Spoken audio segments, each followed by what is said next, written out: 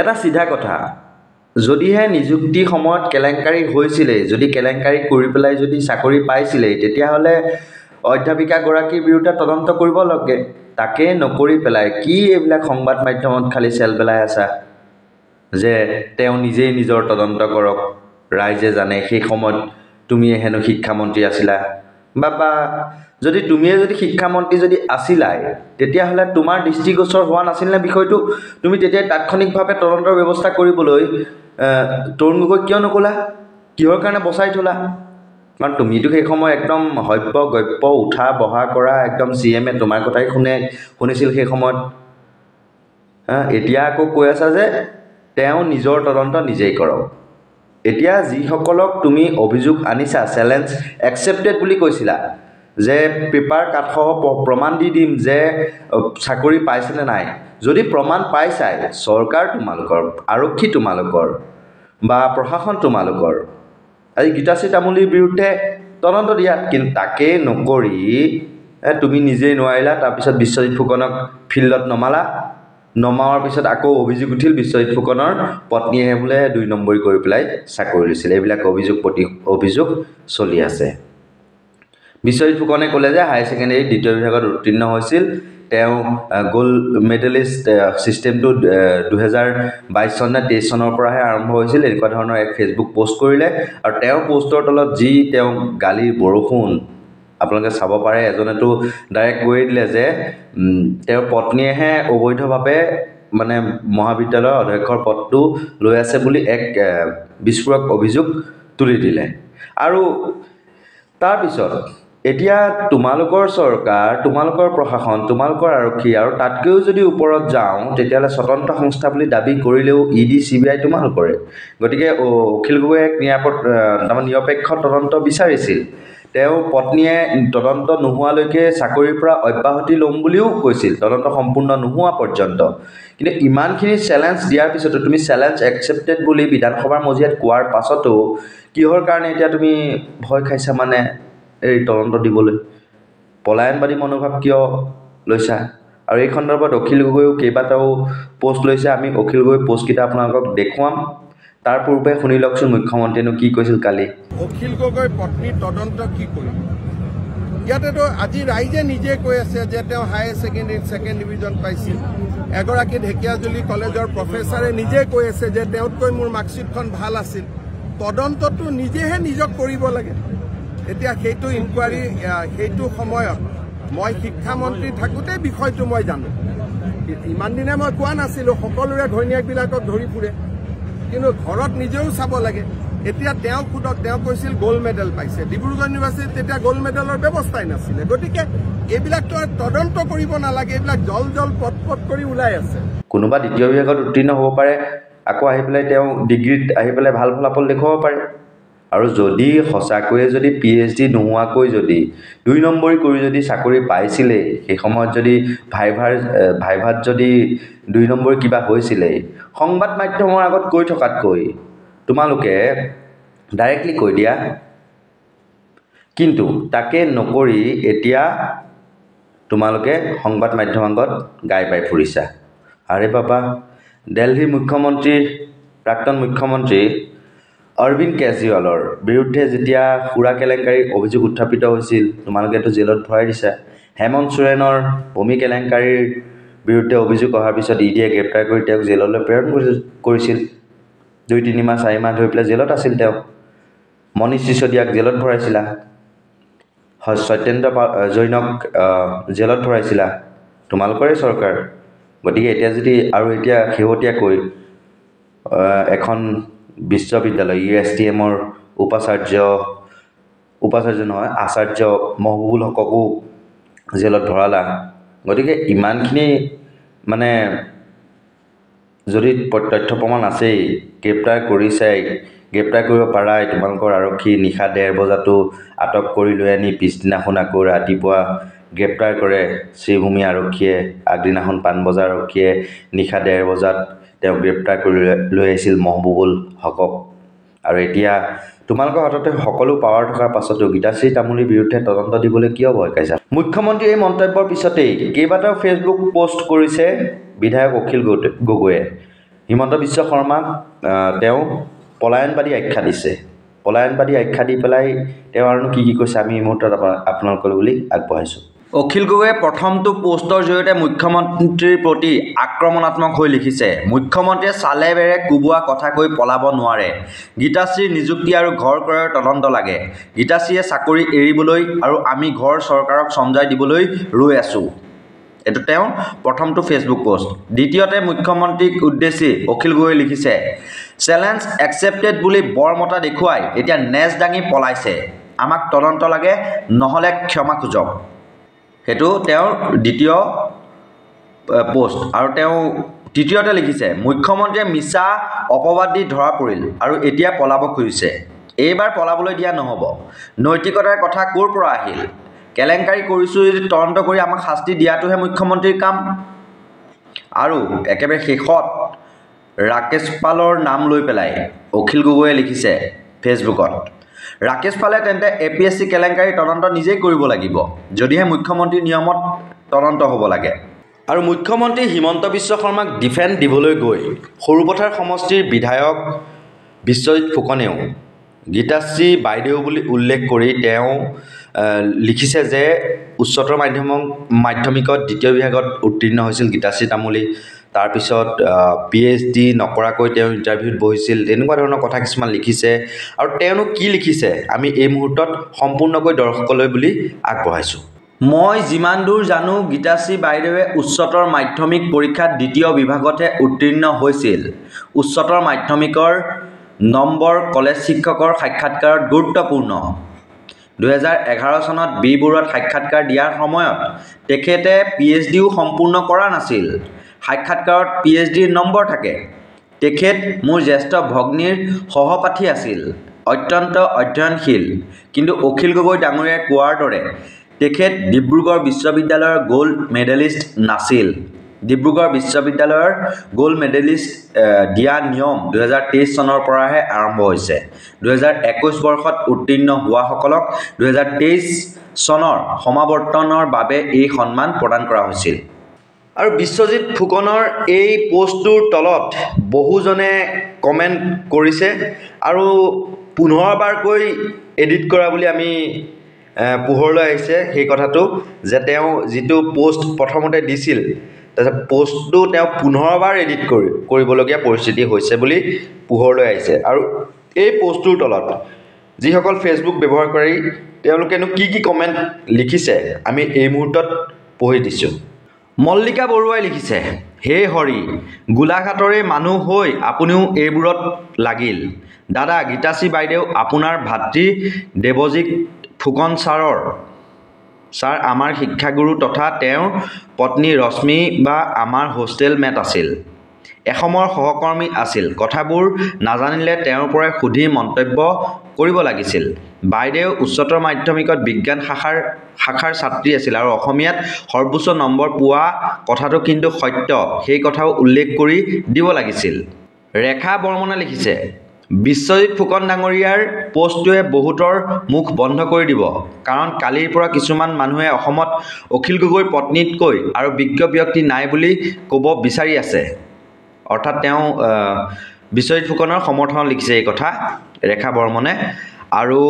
ৰাইজৰ জ্ঞাতাৰ্থে জনাই থওঁ যে মেট্ৰিক পৰীক্ষাত অসমীয়াত ৰাজ্যৰ ভিতৰত সৰ্বোচ্চ নম্বৰ পোৱাটো একো ডাঙৰ কথা নহয় প্ৰতি বছৰে একোজন শিক্ষাৰ্থীয়ে সৰ্বোচ্চ নম্বৰ পায় যদি কোনো এটা বছৰত এগৰাকী শিক্ষাৰ্থীয়ে অসমীয়াত 31 নম্বৰ পায় আৰু তেওঁতকৈ কোনেও বেছি নম্বৰ পাব নোৱাৰে তেন্তে তেওঁই হ'ব সেই বছৰৰ আটাইতকৈ বেছি নম্বৰ পোৱা শিক্ষাৰ্থী গতিকে অখিল গগৈৰ পত্নীয়ে কোনো বিশেষ কাম কৰা নাছিল যে তাক লৈ চৰ্চা কৰাৰ প্ৰয়োজন আছে ৰেখা বৰ্মনে এই পোষ্ট লিখিছে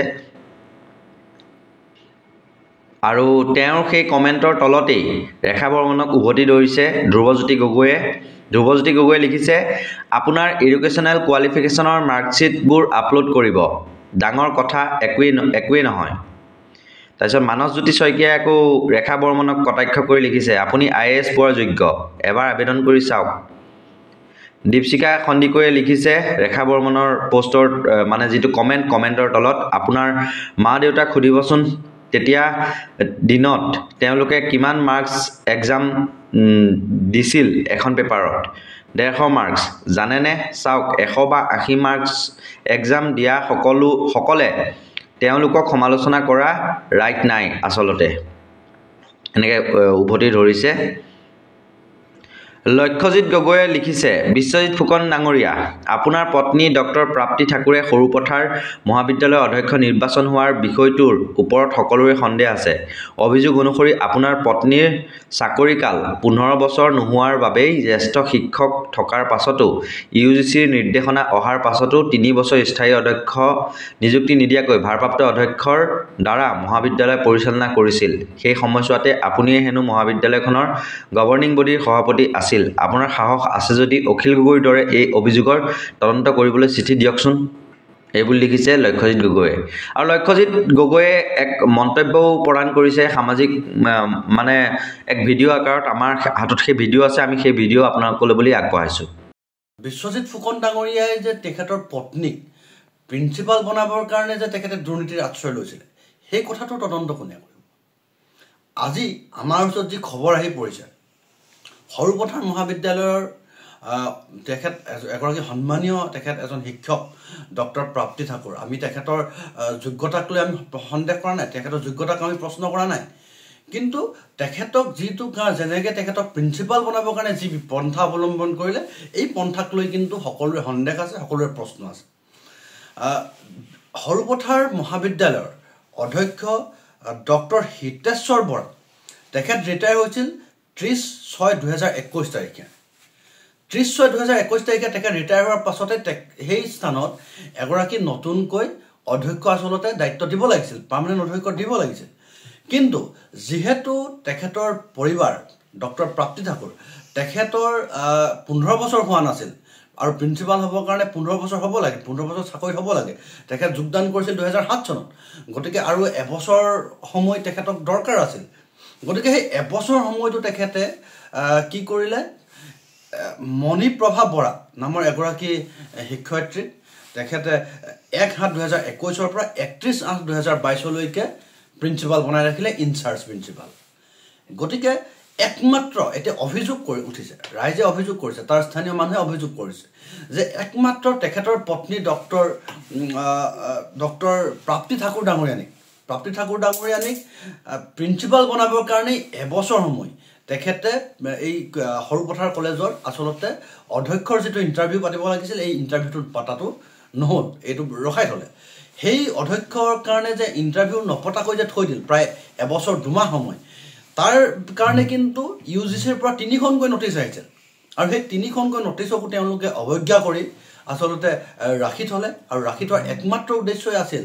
তাৰ মানুহে ৰাইজে যিটো সন্দেহ কৰিছে যে ডক্টৰ প্ৰাপ্তি ঠাকুৰ ডাঙৰীয়ানীক প্ৰিন্সিপাল বনাব লাগে সেইকাৰণেই তেখেতে এবছৰ 2 মাহ দিন ধৰি এই গোটেই যিটো প্ৰক্ৰিয়া অধ্যক্ষৰ যিটো বাছনি প্ৰক্ৰিয়া এইটো ৰখাই থৈ দিলে আৰু সেই সময়ত যিজন তাৰে গভৰ্ণিং বডিৰ প্ৰেচিডেণ্ট আছিল এতিয়াও বৰ্তমান আছে শইকীয়া ডাঙৰীয়া আছে আৰু আমি যি অভিযোগ পাইছোঁ শইকীয়া ডাঙৰীয়াৰ যি 2জন পুত্ৰ এজনক ব্যৱসায়িকভাৱে সংস্থাপিত কৰিছে আমাৰ বিধায়ক ডাঙৰীয়াই এজনক গাঁওবুঢ়াৰ পদ দিছে বুলি আমি খবৰ পাইছোঁ আৰু তেখেতৰ ঘনিষ্ঠ বুলি আমি খবৰ পাওঁ যিজন গভৰ্ণিং বডিৰ প্ৰেচিডেণ্ট তেখেতৰ একেবাৰে ঘনিষ্ঠ আৰু বিশ্বজিৎ ফুকন ডাঙৰীয়া নিজেও সেই কলেজখনৰ মানে আমন্ত্ৰিত বিশেষ অতিথি হিচাপে তেখেতে আছে গতিকে এই যিটো প্ৰক্ৰিয়া অধ্যক্ষ বাছনিৰ কাৰণে যিটো ডিলে কৰাৰ যিটো প্ৰক্ৰিয়া যি ধৰণে গোটেই প্ৰক্ৰিয়াটো ডিলে কৰি দিয়া হ'ল এবছৰ 2 মাহ যিটো ৰখাই দিয়া হ'ল তাৰ ওপৰত কিন্তু তদন্ত বিচাৰি আমি দাবী উত্থাপন কৰিছোঁ আমি আশা কৰিম যে বিশ্বজিৎ ফুকন ডাঙৰীয়াৰ ওপৰত আমি অভিযোগ আনিছোঁ তেখেতৰ যদি সাহস আছে আজি অখিল গগৈ ডাঙৰীয়া যেনেকৈ চিঠি লিখি কৈছে যে মোৰ পত্নীৰ চাকৰিটোৰ ওপৰত যদি কিবা কেলেংকাৰী হৈছে নিযুক্তিৰ সময়ত যদি কেলেংকাৰী হৈছিল তেনেহ'লে তদন্ত কৰক আৰু আমি অভিযোগ উঠাইছোঁ আমাৰ সন্মানীয় সৰুপথাৰৰ বিধায়ক ফুকন ডাঙৰীয়াৰ ওপৰত গতিকে তেখেতৰো যদি সৎ সাহস আছে তেখেতে এই তদন্তটো কৰিবলৈ তেখেতে মুখ্যমন্ত্ৰী ডাঙৰীয়াক তেখেতে লিখিত আহ্বান জনাওক অৰ্ণৱ কুমাৰ শইকীয়াই লিখিছে মাননীয় মুখ্যমন্ত্ৰী হিমন্ত বিশ্ব শৰ্মাই 2006 চনত দিয়া শপতনামা মতে তেখেতে 1994 চনত MA আৰু LLB ডিগ্ৰী লৈছিল শপতনামাত উল্লেখ কৰা মতে তেখেতে MA গুৱাহাটী বিশ্ববিদ্যালয়ৰ পৰা কৰিছিল ইণ্টাৰনেটত উপলব্ধ তথ্য মতে তেখেতে LLB BRM চৰকাৰী আইন মহাবিদ্যালয়ৰ পৰা কৰিছিল সেই সময়ত এই মহাবিদ্যালয়খনৰ ক্লাছ আবেলি হৈছিল নেকি যদি হোৱা নাছিল তেনেহ'লে মুখ্যমন্ত্ৰী মহোদয়ে একেলগে দুটা ফুল টাৰ্ম কোৰ্চ কেনেকৈ কৰিছিল কোনোবাই এই বিষয়ে জানে নেকি জ্ঞান বঢ়াই অলপ জ্ঞান হ'বলৈহে জানিব বিচাৰিছোঁ দেই জ্ঞান বঢ়াই অলপ জ্ঞান হ'বলৈহে জানিব বিচাৰিছোঁ দেই তেওঁ এখন এফিডেভিটো উল্লেখ দাঙি ধৰিছে আমি সেই এফিডেভিটখনো আমি দেখুৱাইছোঁ স্ক্ৰীনত 1994 LLB কৰা বুলি কোৱা হৈছে গুৱাহাটী ইউনিভাৰ্চিটিৰ পৰা আৰু ইণ্টাৰনেটত বেলেগ তথ্য উপলব্ধ হোৱা বুলি কৈছে তেওঁ হেমাংগ বিকাশ গগৈয়ে লিখিছে সঁচা কথা কিন্তু তেখেত বিজ্ঞান শাখাৰ ছাত্ৰী আছিল আৰু অসমীয়াত অসমৰ ভিতৰতে সৰ্বাধিক নম্বৰ পাইছিল তাকো লিখিব যেহেতু আপোনাৰ জ্যেষ্ঠ ভগ্নীৰ লগৰ গতিকে তেখেতৰ SSLC পাৰ্চেন্টেজ কিমান তাকো জনাই দিব আপোনাৰ দৰে সফল জনপ্ৰতিনিধিৰ এনে তুলুঙা মন্তব্য শোভা নাপায় ৰূপক শইকীয়াই লিখিছে আপোনাৰ পত্নীৰ যোগ্যতা অৰ্হতা সৰুপথাৰ কলেজত চাকৰি পাইছিল জানো প্ৰিন্সিপাল কেনেকৈ হ'ব পাৰিলে তাৰ উত্তৰ সৰুপথাৰবাসী ৰাইজক লাগে পাৰ্থপ্ৰতিম শৰ্মাই লিখিছে আপোনাৰ নিজৰ এটা ভাল নাম আছে ব্যক্তিত্ব আছে ক'লা দাগ নলগাব মানুহৰ চকুত তল নপৰিব একো ভাল লগা নাই এইবোৰ ষ্টাণ্ট হিৰণ্য কৌশিকে লিখিছে প্ৰসংগ গীতাশ্ৰী তামুলী তলত দিয়া বায়'ডাটাখন বি বৰুৱা মহাবিদ্যালয়ৰ অফিচিয়েল ৱেবছাইটত উপলব্ধ 1994 চনৰ পৰা দেৱৰাজ ৰয় মহাবিদ্যালয়ত অসমীয়া বিভাগত কৰ্মৰত হৈ গীতাশ্ৰী বাইদেউ অখিল গগৈৰ পত্নী হৈছিল 2000 চনৰ 27 ফেব্ৰুৱাৰী কৃষক মুক্তি সংগ্ৰাম সমিতিৰ জন্ম হৈছিল 2005 চনত 1987 চনতে হায়াৰ ছেকেণ্ডেৰীত অসমীয়াত সৰ্বোচ্চ নম্বৰ পোৱা সময়বোৰত বাইদেৱে অখিল গগৈক চিনি পাইছিল নে নাই মই নাজানো 1990 চনত ডিব্ৰুগড় বিশ্ববিদ্যালয়ৰ অধীনত স্নাতক পৰীক্ষাত প্ৰথম শ্ৰেণীৰ প্ৰথম আৰু 1993 চনতে স্নাতকোত্তৰ গুৱাহাটী বিশ্ববিদ্যালয়ৰ পৰা কলা শাখাৰ ভিতৰতেই সৰ্বোচ্চ নম্বৰেৰে গোল্ড মেডেলিষ্ট হোৱাৰ সময়ত গীতাশ্ৰী তামুলী কাৰো পত্নী নাছিল অখিল গগৈ নামৰ মানুহজনক অসমৰ জনতাই তেতিয়াই আৱিষ্কাৰেই হয়তো কৰা নাছিল দেৱৰাজ ৰয় মহাবিদ্যালয়ত বাইদেৱে অসমীয়া পঢ়াইছিল গতিকে এগৰাকী অধ্যাপিকা হিচাপে বাইদেউৰ দক্ষতা কিমান সেয়া তেওঁৰ প্ৰতিগৰাকী ছাত্ৰ ছাত্ৰীয়ে দৃঢ়তাৰে ক'ব পাৰিব গীতাশ্ৰী তামুলী নামৰ ব্যক্তিগৰাকী নিজ পৰিচয় নিজ কৃতিত্বৰে মহিয়ান কলেজৰ চাকৰিৰ বাবে প্ৰয়োজনীয় অৰ্হতা যোগ্যতা তেওঁ নিজেই বহু আগতে অৰ্জন কৰা তাত অখিল গগৈ বা কৃষক মুক্তিৰ অৱদান নাই কাৰণ কৃতিত্বসমূহ তাৰ আগৰেই মেধা যোগ্যতা বা অৰ্হতা মাক দেউতাক স্বামীৰ টকাৰে বা ক্ষমতাৰে কিনিব নোৱাৰে দামী ঘড়ী দামী গাড়ী বিদেশত গৈ কাৰ্পেটত খোজ দিয়া আদি অভিজ্ঞতাবোৰহে টকাৰে ক্ষমতাৰে অৰ্জন কৰিব পাৰি টকা ক্ষমতা বা আন্দোলন কৰি অন্ততঃ কলেজৰ চাকৰিৰ বাবে প্ৰয়োজনীয় নৰ্মছ গোটাব নোৱাৰি বাকী গুৱাহাটীত ফ্লেট ঘৰ বা মাটি মোৰ বয়সৰে বহু সহকাৰী অধ্যাপক এছিষ্টেণ্ট প্ৰফেচাৰে লোন লৈ ক্ৰয় কৰিছে গীতাশ্ৰী তামুলী 1994 চনৰ পৰাই চাকৰি কৰা এগৰাকী সহযোগী অধ্যাপক ইচ্ছা কৰিলে তেওঁ বহুতা কোম্পানীৰ মালিক হ'ব পৰাকৈ অৰ্থনৈতিকভাৱে সক্ষম কিন্তু তেওঁ সম্পত্তিৰ নামত কিতাপৰ পাহাৰ এটাহে ঘৰত সৃষ্টি কৰিছে ৰাজদীপ হাজৰিকাই লিখিছে তাৰ পৰা কি হ'ল উচ্চতৰ মাধ্যমিক পৰীক্ষাত দ্বিতীয় বিভাগত উত্তীৰ্ণ হ'লে ডিগ্ৰীত ফাৰ্ষ্ট ক্লাছ পাব নোৱাৰি নেকি এক্সাম্পল বহুত আছে এনেকুৱা মছফিকা বেগমে কৈছে দাদা আপোনাক বহুত সন্মান কৰোঁ আপুনি এইবিলাক কথাত লাগি নিজক সৰু নকৰিব দৰ্শনা বৰগোহাঁয়ে লিখিছে এই তুলুঙা মন্তব্য দি ৰাইজক জনাই দিলে যে বিশ্বজিৎ ফুকন প্ৰকৃততে আমি বিচৰা জনপ্ৰতিনিধি নহয় ওপৰৰ মহলে যেনিয়ে ঘূৰাব সেইফালেই দৌৰিব জনসাধাৰণৰ সমস্যা সমাধান নকৰি কেৱল নিজৰ গাদী বচোৱাৰ ধান্দা মুঠতে আমি যাকেই ৰজা নাপাতো কিয় ৰাইজৰ একো সুবিধা নহয় সকলো সুবিধা তেওঁলোকেই ল'ব আৰু শক্তিশালী হ'ব সাধাৰণ জনতাক বুঢ়াৰ আঙুলি দেখুৱাব কি লেতেৰা ৰাজনৈতিক এওঁলোক নিজৰ লাভৰ বাবে এগৰাকী নাৰীকো নেৰিলে এইবোৰ লিখিছে দৰ্শনা বৰগোহাঁয়ে পুনৰ এবাৰ কৈছোঁ চৰকাৰ আপোনালোকৰ প্ৰশাসন আপোনালোকৰ গতিকে ইমান এক ডাঙৰ বিস্ফোৰক অভিযোগ বিধানসভাৰ মজিয়াত উত্থাপন কৰিলে সংবাদ মাধ্যমৰ আগতো চেলবেলাই আছে আৰু অৱশেষত গৈ পেলাই ক'লেগৈ কি গীতাশ্ৰী তামুলীয়ে নিজেই নিজৰ তদন্ত কৰক ৰাইজে দেখিছে যে উচ্চতৰ মাধ্যমিকত দ্বিতীয় বিভাগত উত্তীৰ্ণ হৈছিল দ্বিতীয় বিভাগত উত্তীৰ্ণ হৈ পেলাই উচ্চতৰ মাধ্যমিকত BEd বা MAত ভাল ফলাফল দেখুৱাব পাৰে তেওঁ যদি বেছি ভালকৈ পঢ়িলে কিয়নো SSLCত আমি জনামতে তেওঁৰ যি মাৰ্কশ্বিট সেয়া ভাল আছিল বুলি আমি শুনা পাইছোঁ হায়াৰ ছেকেণ্ডেৰী কিবা কাৰণত বেয়া হ'ব পাৰে, তাৰপিছত আকৌ BA বা MA ভাল হ'ব পাৰে। গতিকে এনেকুৱা ধৰণৰ টুলুঙা মন্তব্য দি জনসাধাৰণক বিপথে পৰিচালনা কৰি মূল ইছ্যুৰ পৰা ইছ্যু ডাইভাৰ্ট কৰি গোটেই অসমখন বিষবাষ্পৰে বিয়পাই পেলোৱাতকৈ সঠিক আইনৰ প্ৰয়োগ কৰি আপোনালোকে সাহস আছে যদি গ্ৰেপ্তাৰ কৰক। যদি নিযুক্তি কেলেংকাৰী যদি সঁচাকৈ হৈছিল, শুদ্ধ আৰু নিকা তদন্ত হ'ব লাগে, যিটো নেকি অখিল গগৈয়ে দাবী কৰিছে যে তদন্ত হওক নিৰপেক্ষ, যদি দোষী হয় শাস্তি পাওক, সেইবুলিও তেওঁ ডাঠি কৈছে। গতিকে এই ক্ষেত্ৰত আপুনি কিয় পিছ হুহুকাই গৈছে এতিয়া? নে এনেকৈ এটা ইছ্যু ক্ৰিয়েট কৰি অসমৰ ৰাইজক মানে ব্যস্ত ৰখাই এনেদৰে চলাই নিব পাৰিম বুলি ভাবিছে? বেছিদিন আকৌ তেনেকৈ ভোগ কৰিব নোৱাৰিবও নহয় মুখ্যমন্ত্ৰী মহোদয়। সকলোৰে সময় আছে বাবা, হয়নে নহয়? হয়নে নহয়? মিছা ক'লেতো লাভ নাই ন? সময় বৰ নিষ্ঠুৰ। আজি বেলেগৰ লগত হৈছে, কাইলৈ আপোনাৰ লগতো হ'ব পাৰে দেই বাবা।